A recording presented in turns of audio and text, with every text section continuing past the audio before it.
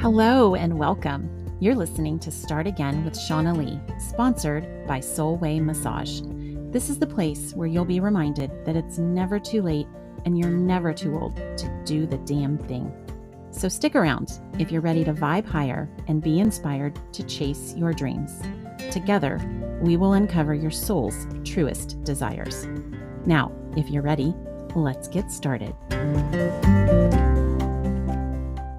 Hey, everyone. Welcome back to another SimplyShaunna episode.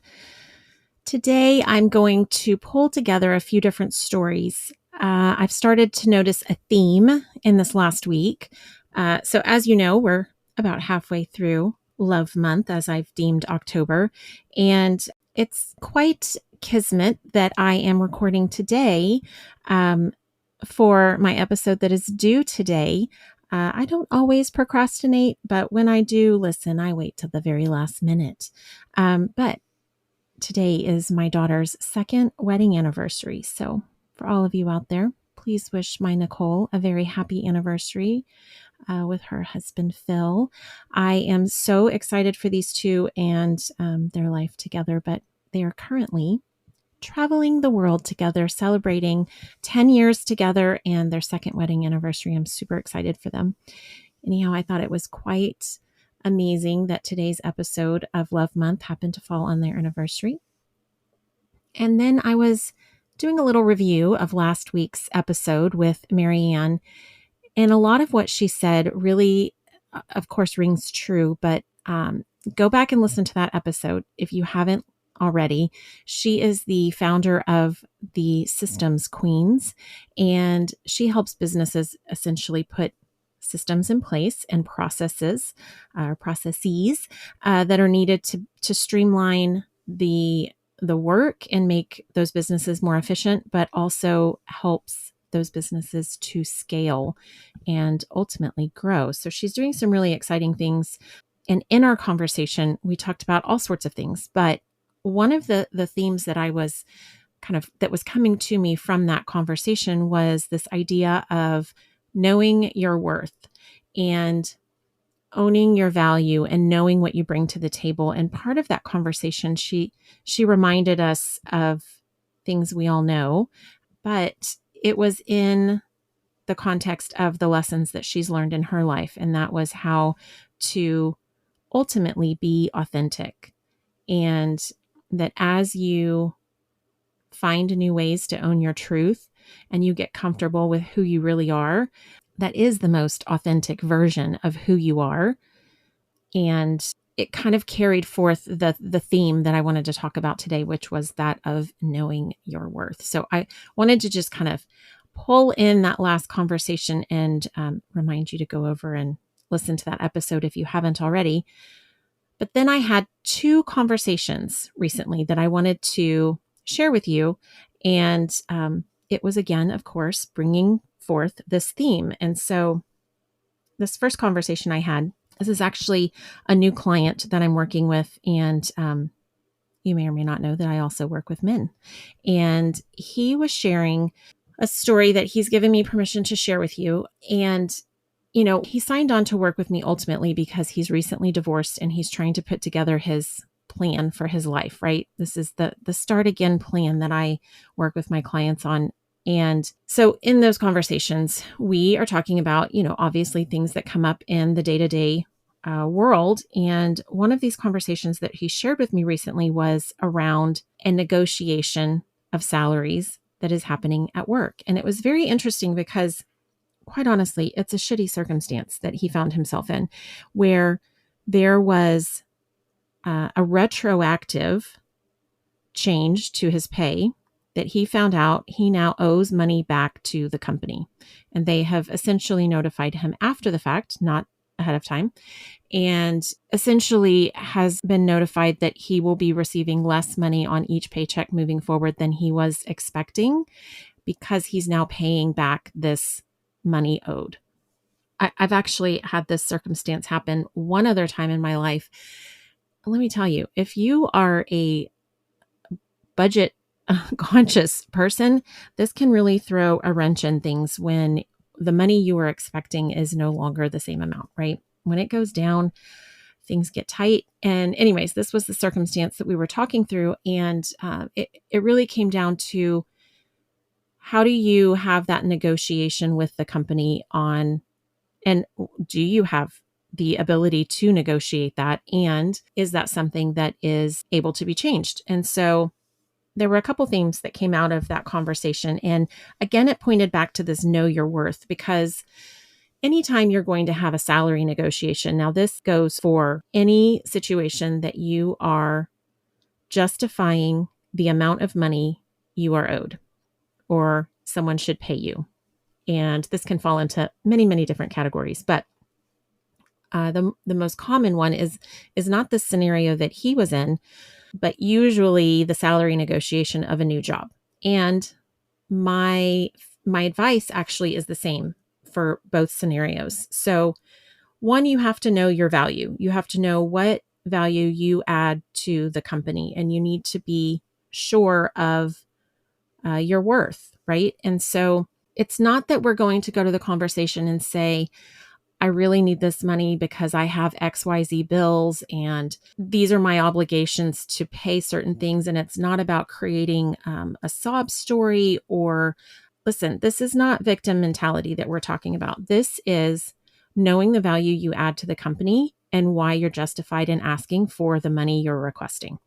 Now, this is the advice I gave him and what I would give anybody who's negotiating a new salary. And that is know your worth, know your value, and focus on that. So the other thing that came out though is you don't get what you don't ask for. And time again, I've seen individuals want more and not ask for it and then be upset that they didn't get it. And so I'm constantly reminding myself and others that you don't get what you don't ask for. So what's the worst that can happen? They say no. And so this was kind of the conversation he and I had was, I don't know if this is negotiable or if it has the potential to change, but you will not know if you do not ask for it. And so when you go back to the company and you are saying, I would like XYZ in terms of compensation, this is what I bring. This is the value I add to the team. These are the success metrics I have. You want to come with facts and data and back up your justification for the value you have to the company.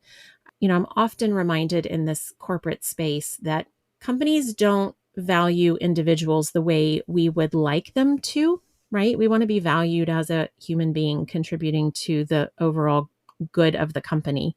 But at the end of the day, if you were to die tomorrow, that company will replace you, and they're not really identifying you versus another person the way that we would like. And so oftentimes we have to remind the people in charge of making these decisions of the value we add. So, for example, this particular client of mine, he was realizing that there's going to be a lot of training and investment in order to replace him. And he knows firsthand from his own experience in training for that role how long that ramp period is. And so he knows that he's adding value to the company just in the experience that he has to be able to do the job as well as he does today. And they don't have to pay to retrain somebody. He knows that their hiring process is quite lengthy.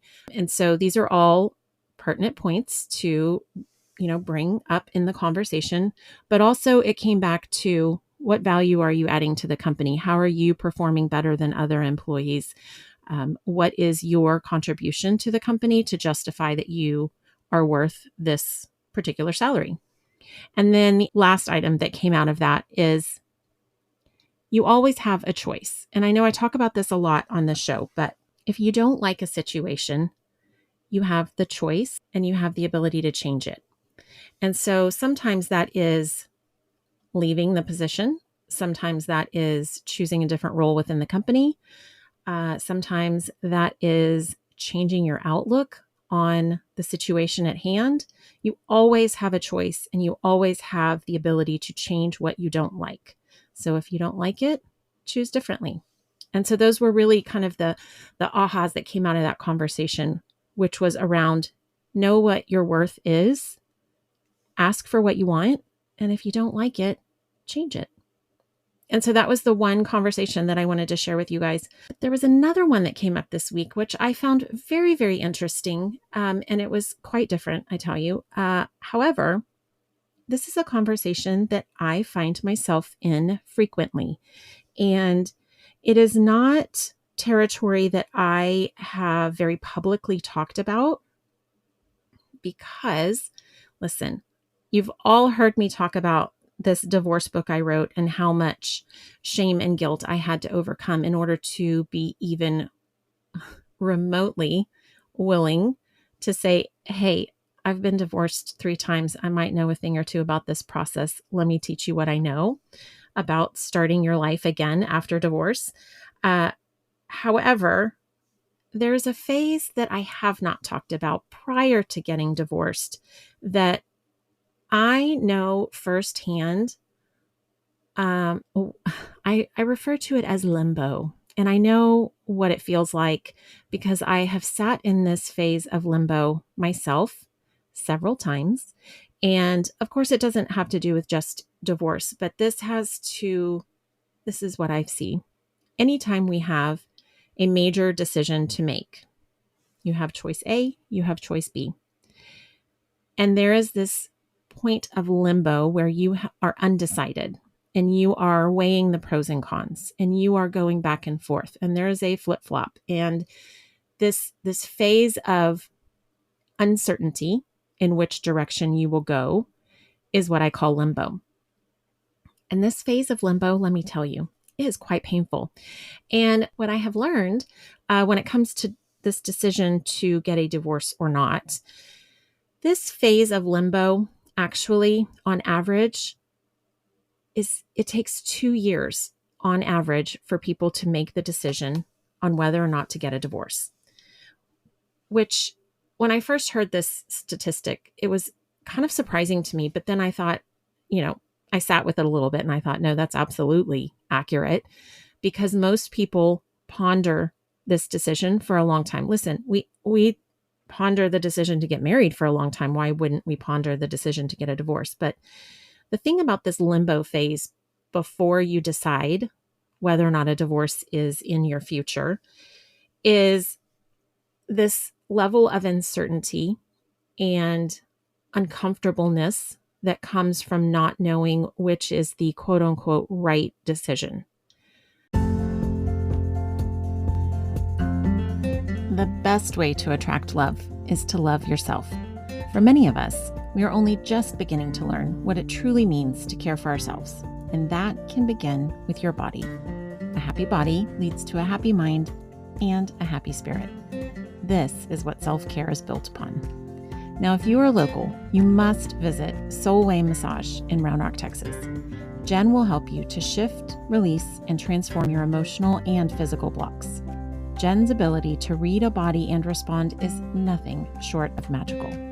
She uses a custom approach for every client that includes various healing massage modalities like Thai yoga massage and lymphatic drainage therapy. Book your first body session at Soulway Massage with code LOVE. The links are in the show notes. Now, let's get back to the show. And of course, we've talked all about the shame and guilt that comes from a divorce and societal pressures and why people are so reluctant to get a divorce. And that's a lot of where that indecision comes from, is the pressures that society puts on us to say that divorce is wrong. And the pressures society puts on us to stay married is intense. And it only adds to the uncertainty when you are trying to decide whether or not to get a divorce. And all of this lead up to tell you that I once again found myself having a conversation with someone who was in this phase of life. And she was sharing with me kind of her reasons for staying. And listen, I'm going to once again state this very firm belief I have that if there is any remote possibility of your marriage working, I encourage you to stay. That is because I firmly, firmly believe that relationships can be mended. And I know firsthand what the healing potential is of relationships, and I know how much healing can be done within the walls of a relationship. So it's a beautiful space to heal within a relationship.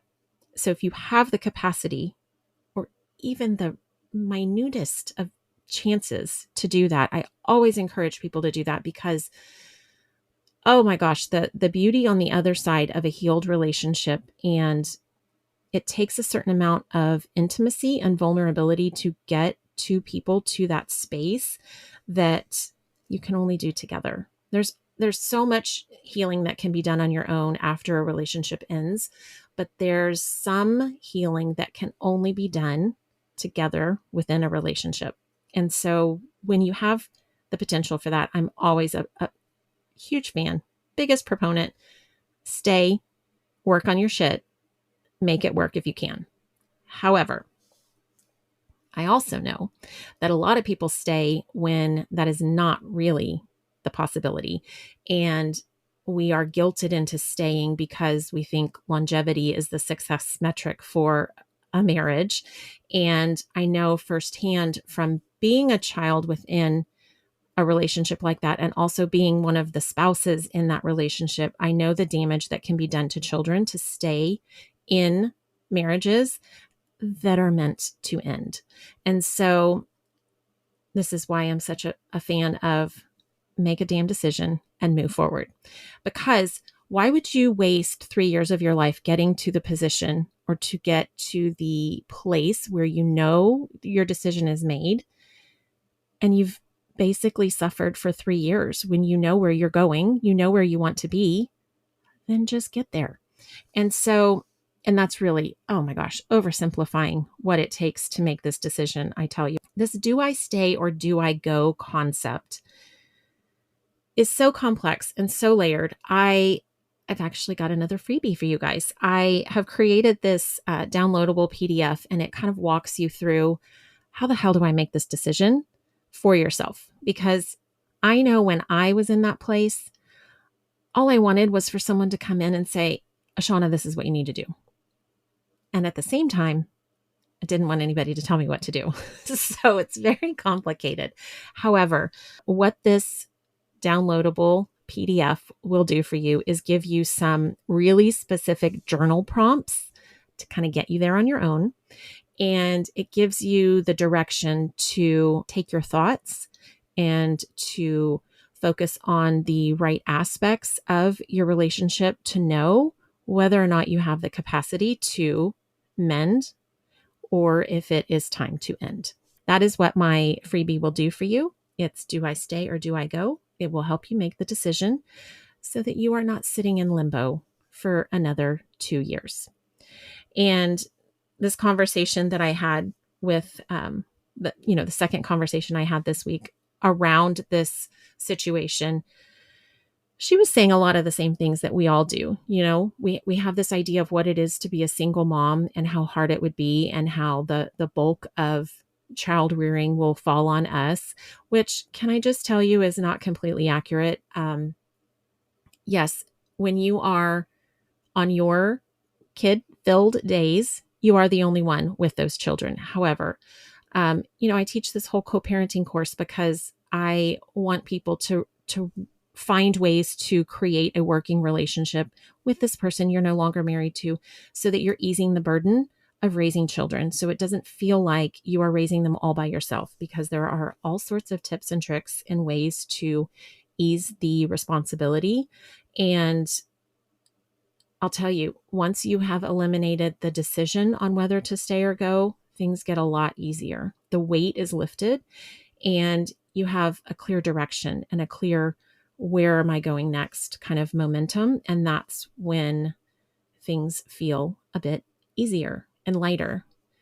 And so you've got this idea, right? So this lady that I was chatting with, and she was talking about this idea of a single mom and how hard that was going to be. And she was going to be doing it all by herself versus this idea of our comfort zone, the familiar.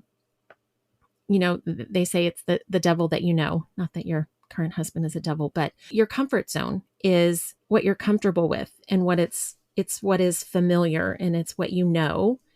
But a comfort zone doesn't always equal happy. It doesn't always equal the most fulfilled version of you.